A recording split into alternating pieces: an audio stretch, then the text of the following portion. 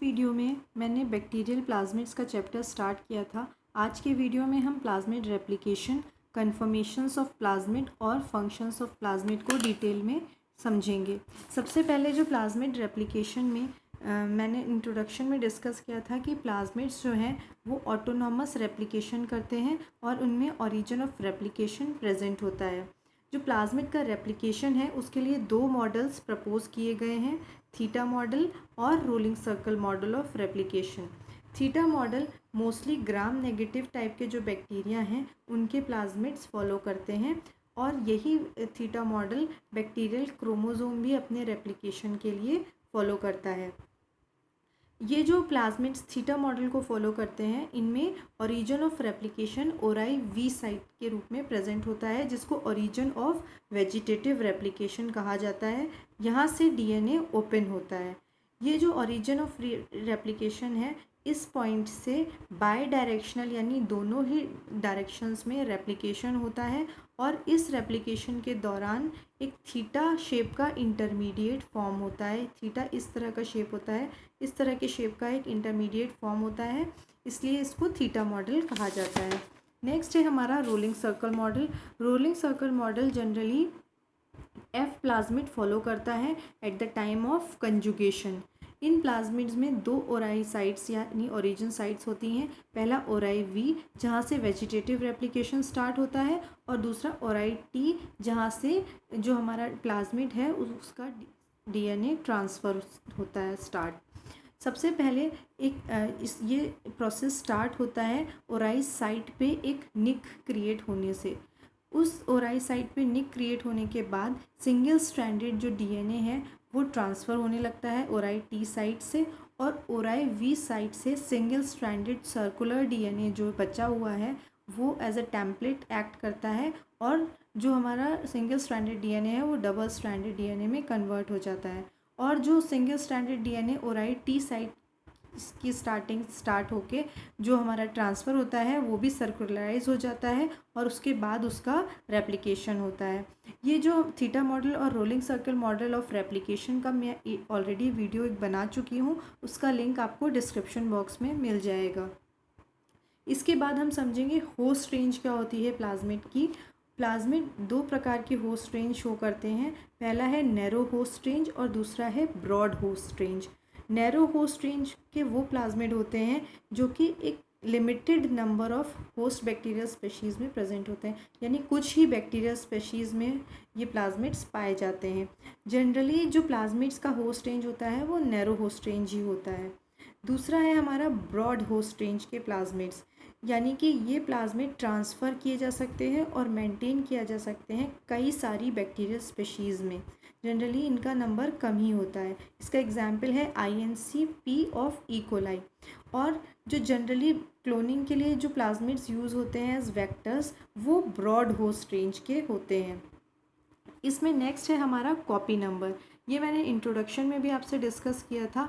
Copy number हम किसको कहते हैं कि कितने नंबर ऑफ प्लाज्मिड जो है इंडिविजुअल बैक्टीरियल सेल में प्रेजेंट हैं एट अ पर्टिकुलर टाइम, या नॉर्मली कितने से number of individual plasmid single bacterial cells में प्रेजेंट होते हैं, तो उसको हम कहते हैं कॉपी नंबर। कॉपी नंबर के आधार पे दो भाग में डिवाइड किया गया है प्लाज्मिड्स को। पहला है स्ट्रिंजेंट प्लाज्मिड्स और दूसरा है relaxed plasmid. Stringent plasmids mostly बड़े होते हैं, साइज़ में लार्ज होते हैं और इनका कॉपी नंबर लो होता है, कम होता है, यानी कि ये 1 और 2 कॉपीज़ पर सेल ही प्रेजेंट होते हैं। जो रिलैक्स्ड प्लाज्मिड होते हैं वो स्मॉल होते हैं, उनका कॉपी नंबर ज़्यादा होता है, ये 50 या उससे ज़्यादा नंबर ऑफ़ कॉपीज़ पर सेल प्रेजेंट हो सकते हैं। अब ये जो प्लाज्मिड का कॉपी नंबर है इसको कैसे रेगुलेट करते हैं? इसको रेगुलेट करते हैं एक नेगेटिव रेगुलेटरी मैकेनिज़्म के द्वारा और प्लाज्मिड रेप्लिकेशन के रेट को एडजस्ट करके। इसके लिए एंटीसेंस आरएनए का यूज़ किया जाता है जिसको काउंटर ट्रांसक्राइब्ड आरएनए भी कहते हैं। इसमें क्या होता है, जो प्लाज्मिड रेप्लिकेशन है उसको कंट्रोल किया जाता है bye regulating availability of primer, क्योंकि रेप्लिकेशन के लिए हमेशा इनिशिएट करने के लिए प्राइमर आरएनए प्राइमर की रिक्वायरमेंट होती है। तो अगर ये हमारा एंटीसेंस आरएनए प्राइमर के साथ बाइंड कर जाएगा तो आरएनए प्राइमर अवेलेबल नहीं होगा प्लाज्मिड डीएनए के साथ बाइंड करने के लिए, जिसके की कारण रेप्लिकेशन का इनिशिएशन नहीं होगा। दूसरा है regulation by binding of replication proteins to iterons. ये इटीरॉन्स 18 से 22 बेस पेयर के रिपीट्स यूनिट होते हैं और ये रेप्लिकेशन की जो मशीनरी है उसके साथ बाइंड कर जाते हैं, जिससे कि उसका रेप्लिकेशन मशीनरी अवेलेबल नहीं हो पाती। तीसरा है regulation bye ctRNA and protein.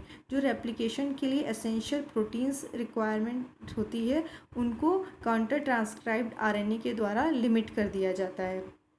तो इन 3 सिस्टम्स के द्वारा जो हमारा कॉपी नंबर है प्लाज्मिड्स का उसको रेगुलेट किया जाता है।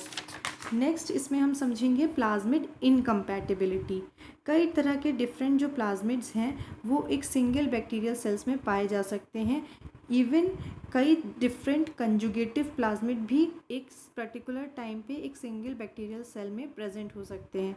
अगर ये प्लाज्मिड आपस में को एग्जिस्ट करते हैं यानी एक सिंगल बैक्टीरियल सेल में एक साथ पाए जाते हैं तो इनको कहा जाएगा कंपैटिबल प्लाज्मिड, और अगर ये एक साथ एग्जिस्ट नहीं कर पाते हैं तो इनको कहा जाएगा इनकम्पैटिबल प्लाज्मिड। इसके आधार पे प्लाज्मिड इनकम्पैटिबिलिटी एक टर्म दिया गया। इनकम्पैटिबिलिटी क्या है? It is an inability of two closely related plasmid to coexist stably in the same host cell. एक सिंगल होस्ट सेल में अगर 2 प्लाज्मिड आपस में एक साथ नहीं रह सकते तो इसको हम कहते हैं इनकम्पैटिबिलिटी। इसके आधार पे जो 2 प्लाज्मिड एक साथ एग्जिस्ट नहीं कर सकते एक सिंगल बैक्टीरियल सेल में, इसके आधार पे प्लाज्मिड्स को इनकम्पैटिबिलिटी ग्रुप्स में डिवाइड किया गया है। तो ये इनकम्पैटिबिलिटी क्यों होती है? क्योंकि ये प्लाज्मिड्स एक ही रेप्लिकेशन कंट्रोल मैकेनिज़्म को यूज़ करते हैं बैक्टीरिया के, और क्योंकि ये जो रेप्लिकेशन कंट्रोल मैकेनिज़्म है ये इन दोनों प्लाज्मिड को अलग अलग रिकॉग्नाइज नहीं कर पाता, जिसके की वजह से जब डिवीज़न होता है सेल बैक्टीरियल सेल का और प्लाज्मिड का रेप्लिकेशन होता है तो क्या होता है, वो इन दोनों प्लाज्मिड को अलग अलग रिकॉग्नाइज नहीं कर पाता। इसके के कारण वो इन दोनों में से किसी एक को रैंडमली सेलेक्ट कर लेता है और जो दूसरा है प्रोजेनी में जनरली वो एब्सेंट हो जाता है और धीरे धीरे वो इवेंचुअली उन दोनों प्लाज्मिड्स में से केवल एक ही प्लाज्मिड्स प्रोजेनी में पहुंच पाता है। तो इसलिए इस प्रकार से जो प्लाज्मिड की इनकम्पैटिबिलिटी ग्रुप में प्लाज्मिड्स हैं वो कोएग्जिस्ट नहीं करते हैं। नेक्स्ट है हमारा पार्टीशनिंग। ये एक एक्टिव प्रोसेस है पार्टीशनिंग, जो कि इंश्योर करता है कि सेल डिवीज़न के बाद हर डॉटर सेल में एटलीस्ट हर प्लाज्मिड की एक कॉपी पहुँचे। अगर तो प्लाज्मिड रिलैक्स प्लाज्मिड है यानी कि उसकी 50 या उससे ज़्यादा कॉपी पर सेल प्रेजेंट है, तब तो क्या होगा, रैंडम डिफ्यूजन और सेग्रीगेशन के दौरान डॉटर सेल में 100% एक ना एक कॉपी पहुंच जाएगी। अगर तो प्लाज्मिड स्ट्रिंजेंट प्लाज्मिड है यानी उसकी 1 या 2 ही कॉपी प्रेजेंट है बैक्टीरियल सेल में, पेरेंट बैक्टीरियल सेल में, तो जब वो बैक्टीरियल सेल डिवाइड करेगी तो इसकी पॉसिबिलिटी कम हो जाती है कि जो डॉटर सेल है उसमें सेग्रीगेशन के दौरान स्ट्रिंजेंट प्लाज्मिड की एक कॉपी भी ना पहुंचे। इसके लिए जो बैक्टीरियल सेल है या प्लाज्मिड है उसके लिए एक सिस्टम प्रेजेंट होता है जिसको कहते हैं PAR-ABS सिस्टम। ये एक ब्रॉडली कंजर्व्ड मॉलिक्यूलर मैकेनिज्म है प्लाज्मिड्स की पार्टीशनिंग के लिए और क्रोमोसोम के सेग्रीगेशन के लिए बैक्टीरिया में। इसमें 3 एलिमेंट्स पाए जाते हैं। पहला है PAR-A जो कि एक एटीपेज है, दूसरा PAR-B जो एक DNA बाइंडिंग प्रोटीन है। ये PAR-A और B जो हैं वो सेम ओपरॉन के पार्ट हैं। तीसरा इसमें एलिमेंट है PAR-S, ये एक सिस एक्टिंग सीक्वेंस है और ये इस ओपरॉन के एडजेसेंट में पाया जाता है। नेक्स्ट है हमारा कन्फर्मेशंस ऑफ प्लाज्मिड। जो प्लाज्मिड है उसका जो यूजुअल कन्फर्मेशन है वो मैंने आपको प्लाज्मिड इंट्रोडक्शन में बताया था, negatively supercoiled double stranded covalently close circular DNA। लेकिन इसके अलावा भी प्लाज्मिड की कई कन्फर्मेशंस पाई जाती हैं, जैसे कि nicked open circular DNA, relaxed circular DNA, linear DNA, supercoiled और कोवेलेंटली क्लोज सर्कुलर DNA और सुपरकॉइल डीनेचर डीएनए। ये सारी ही प्लाज्मिड्स की कन्फर्मेशंस हैं। इसके बाद हम समझेंगे कि फंक्शंस या यूजेस क्या हैं प्लाज्मिड्स के जेनेटिक इंजीनियरिंग में। सबसे पहले इसका यूज़ होता है क्लोनिंग में। क्लोनिंग में किसी पर्टिकुलर जीन को मल्टीप्लाई और एक्सप्रेस करने के लिए प्लाज्मिड वेक्टर्स का यूज़ किया जाता है। दूसरा, किसी पर्टिकुलर प्रोटीन के प्रोडक्शन में, यानी किसी एक पर्टिकुलर प्रोटीन के जीन को एक्सप्रेस करा के उसका हाई प्रोडक्शन किया जाता है। इसके एग्जाम्पल हैं इंसुलिन और एंटीबायोटिक्स। तीसरा है जीन थेरेपी। इसमें जीन थेरेपी में प्लाज्मिड वेक्टर्स का यूज़ किया जाता है for insertion of therapeutic genes at target site in human genome, यानी कि जो प्लाज्मिड वेक्टर है उनके द्वारा थेरेपेटिक जीन का इंसर्शन किया जाता है ह्यूमन जीनोम के अंदर किसी एक पर्टिकुलर टारगेट साइट पे। चौथा है for genetic disease models. Historically जो है वो जो हमारे रैट्स थे उसकी एम्ब्रियोनिक स्टेम सेल्स जो हैं उनको जेनेटिकली इंजीनियर किया जाता था और उनको यूज़ किया जाता था एज जेनेटिक डिजीज़ मॉडल्स। इसके अलावा जो प्लाज्मिड्स हैं उनको for production of plasmid DNA vaccines भी यूज़ किया जाता है। इसके बाद हम ये जानेंगे कि जो प्लाज्मिड्स हैं उनके जेनेटिक इंजीनियरिंग में क्या एडवांटेज हैं, क्यों हम उनको एज ए वेक्टर या क्लोनिंग वेक्टर या एक्सप्रेशन वेक्टर यूज़ कर सकते हैं। पहला तो क्योंकि प्लाज्मिड स्मॉल होते हैं साइज़ में, तो इसलिए इनको इजीली इन पे वर्क किया जा सकता है और इनको इजीली मॉडिफाई किया जा सकता है। दूसरा, इनमें इंडिपेंडेंट ओरिजिन ऑफ रेप्लिकेशन होता है जो कि इंडिपेंडेंट होता है बैक्टीरियल क्रोमोसोम से। क्योंकि इनका कॉपी नंबर बहुत ज़्यादा होता है, यानी मल्टीपल कॉपी नंबर होता है, तो इसलिए हमारा जो डिज़ायर्ड इंसर्ट है उसको इजीली एम्पलीफाई यानी नंबर उसका इंक्रीज़ किया जा सकता है। चौथा क्या है, इसमें सेलेक्टेबल मार्कर्स प्रेजेंट होते हैं जिससे कि डिटेक्शन और सिलेक्शन ऑफ क्लोन्स ईजी हो जाता है।